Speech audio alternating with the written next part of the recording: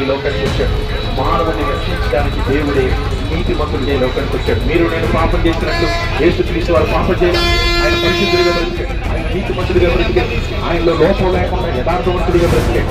ఆయనలో సత్యం ఉన్నదని బైబిల్ చెప్తున్నది, ఆయనలో జీవం ఉన్నది, ఆయనలో రక్షణ ఉన్నది, ఆయనలో పవిత్రత ఉన్నది. అందుకే ఆయన మరణం నుంచి తిరిగి తెచ్చాడు. విశ్వసించి ప్రతివాడు కూడా విశ్వాసము ద్వారా రక్షణ పొందినట్లు దేవుడు మానవుడిగా ఈ లోకానికి వచ్చాడు.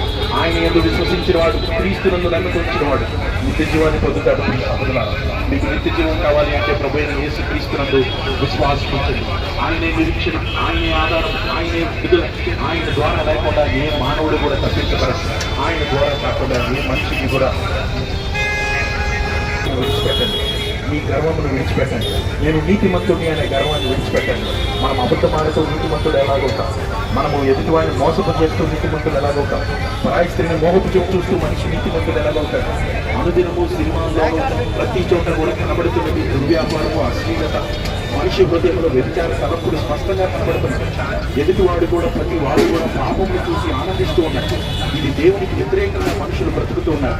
పాపమును చెల్లుతూ మనిషి దేవుని కాదని తెలుగువాడు చేశాడు. నా హృదయంలో యథార్థత లేదు అని మీరు ఒప్పుకొని విడిచిపెట్టి పశ్చాత్తాపడితే దేవుడు మిమ్మల్ని కనికరించడానికి సిద్ధంగా ఉన్నాడు. ఎందుకంటే ఆయన పాపి నిమిత్తమై సిలువలో మరణించాడు. మానవుని పాపం నిమిత్తమై యేసుక్రీస్తు వారి సిలువలో మరణించాడు.